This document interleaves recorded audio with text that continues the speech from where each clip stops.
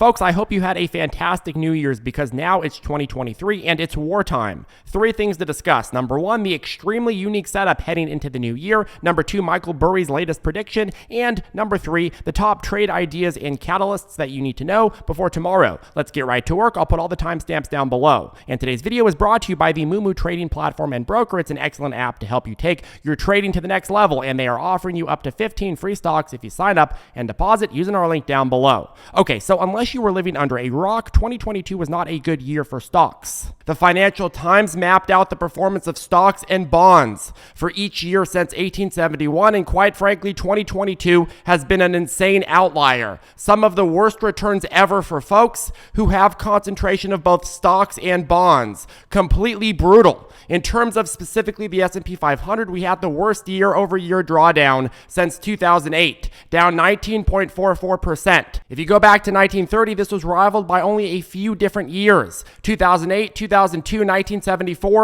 1937, and the immediate post-Great Depression era. Most years the stock market is very green, or on occasion just very slightly down, but no, not in 2022. So if you made it through 2022, you made it through one of the worst periods in stock market history.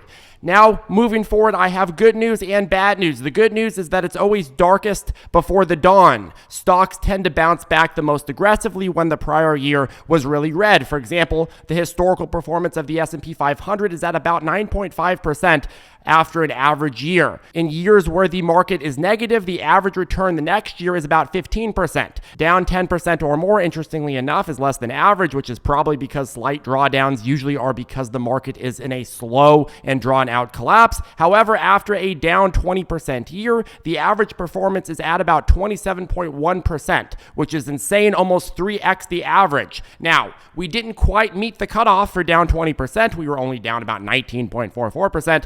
But still, the overall data suggests that when the dark passes and the dawn starts, there's going to be massive, massive opportunity. Now, folks, that was the good news. Now it's time for the bad news. Now, here's the bad news. The bad news is we haven't reached peak darkness yet. Powell is consistently dimming the lights, and it's getting darker and darker. And we don't know when he's going to turn the lights back on. And quite frankly, even he doesn't know. So if Powell doesn't know, if the Federal Reserve overall doesn't know, how are we supposed to know? We aren't, and nobody else does either. People say that you should only trust what big money tells you. They are the ones that know the truth. Go and bend down and listen to whatever they have to say. Praise them. Here are the original predictions, though, that the biggest banks made for where the S&P 500 will be closing at the end of 2022. Goldman said 5,100. JP Morgan said 50-50. BMO said 5,300. Credit Suisse 5,200. RBC 50-50. Wells Fargo 4,715. Bank of America 4,600. Morgan Stanley, the Stanleys of Morgan 4,400. Citi 4,900. UBS 4,850. Barclays 4,800. And where did the S&P actually end at? Where? Well, 3,839. What does that mean? It means that none of them were anywhere near right. To get to Goldman's prediction, we'd have to rally another 32% higher. The stock market is the blind leading the blind while everyone is pretending to be able to see, and Jerome Powell is sitting in his chair spinning in circles. The only way to grow in this market is to think for yourself and think bigger picture. The market is chaos and randomness, but if we can see the bigger picture, we can take advantage of the opportunities that may come. You don't win a war by predicting the outcome of each battle. You win a war by planning ahead and being prepared for all outcomes, right? 2023 is our year to do that. Now is not the time for retreat. Now is also not the time to blindly go on the offense. Now is the time for strategic and targeted guerrilla warfare. There's going to be opportunities with dip buys this year. There's going to be short squeeze candidates. There's going to be hype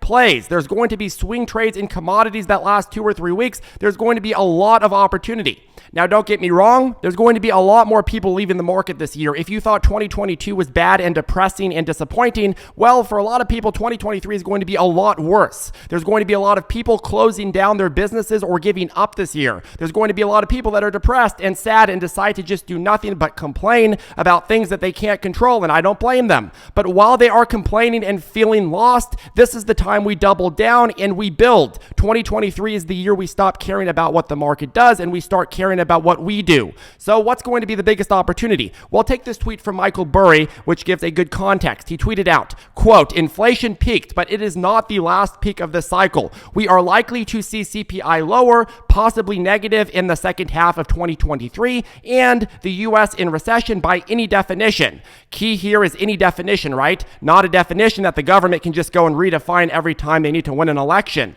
Fed will cut and government will stimulate, and we will have another inflation spike. It's not hard. So he is saying several things here. He's saying, number one, that inflation has peaked for the moment and is heading much lower and possibly negative in the second half of 2023 when the US will be in a recession.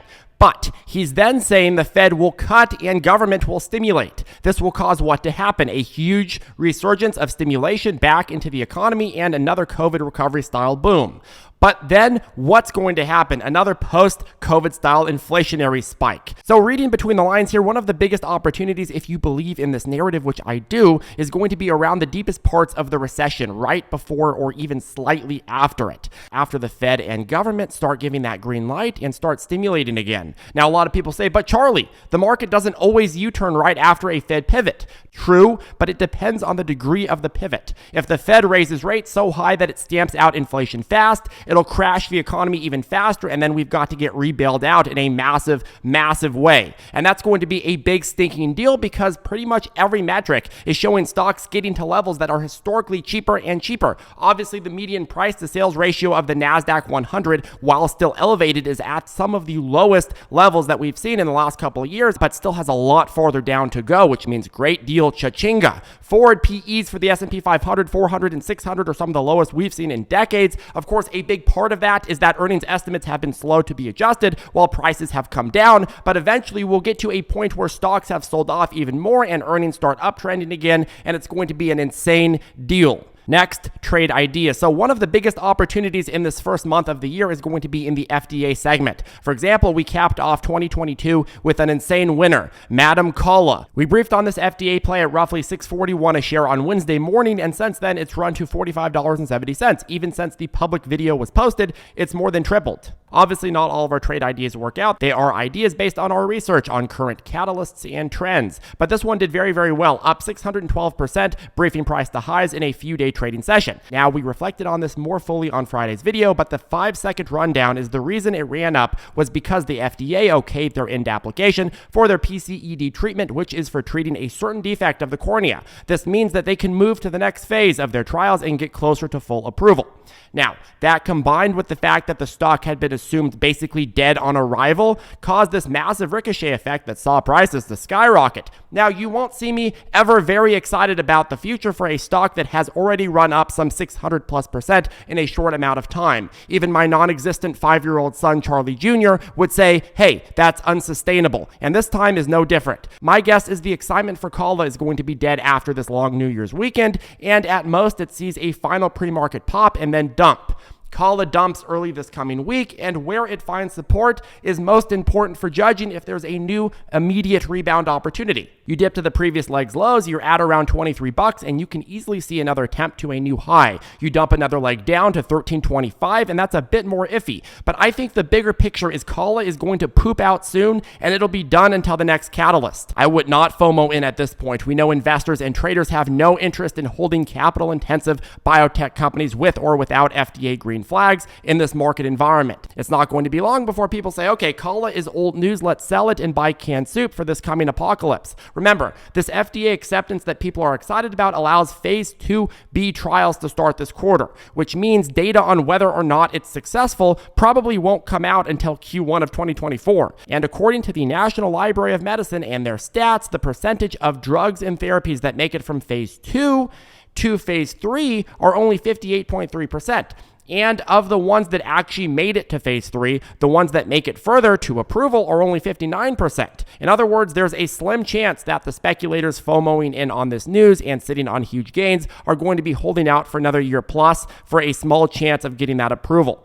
They will be gone at the first sustained sign of weakness, the first sign that the momentum is gone. Once the stock dies down and erases most of this current gain, there may be other catalysts that pop up, but for now, I'd lean on avoiding this like the plague. That said, the overall lesson that I'm taking away with this Kala play is that FDA news plays are going to be hot again heading into 2023. Now, if you'd like to keep up to date with the morning catalyst we are watching each and every morning, we offer that as part of membership to ZipTrader U. Coupon code HELLO2023 will get you a discount for New Year's. But in terms of FDA plays, I've got a freebie for you. I usually post these only in ZipTrader U, but here are the dates for some of the upcoming FDA drops that you should know about. January 11th, you have the FAT FDA approval decision date. January 15th, you have the ACER decision date. January 19th, you have the SGEN decision date. January 20th, you have the GMDA decision date. And January 25th, you have the IONS decision date. Now, oftentimes the FDA will drop catalysts on random days for phase trials, but in terms of the Holy Grail, well, the Holy Grail are these FDA approval decision dates, because those tend to be an opportunity where you get a lot of pre-anticipatory runs before the decision, and if they get approved, you can often get a huge reaction right afterwards. Now, generally speaking, the strategy that we preach with this in ZipTrader U is to play the move separately because we don't know whether or not it's going to get approved or not. So if you see the right setup in the pre-anticipatory period, hey, that's great. You can play the run up to that, and then the post-reaction run you can play separately. That way, you only play when you see that proof of concept and you have risk management. You get in, you get out, and then you go running home to Sally. Now, next, overall market-wide catalysts. Wednesday, you have the ISM Manufacturing Index. This is a nice monthly survey of private sector company manufacturing and can give a pretty useful economic indication in terms of what's going on behind the surface. You also have the job openings report, and then probably most importantly, you have the FOMC minutes release, which tends to always correlate with very outsized volatility and some crucial details if you're trying to factor in what the Fed's going to do next. Thursday, you have the ADP employment report and an update on the trade deficit. Friday, you have the factory orders report where a slight decline is expected, and then you have the unemployment rate and updated employment data out. These days, you pick up a quarter in the street and they say, oh my gosh, Biden's so good, he created a new high-paying job. So obviously, the jobs data is pretty damn curved, but it does give you an overall picture of what's going on, and then you have the Richmond and Atlanta Fed presidents giving speeches. Anyways, folks, it's going to be an extremely fun start to the year. There's going to be a lot of opportunities. Keep your eyes open and get ready for battle.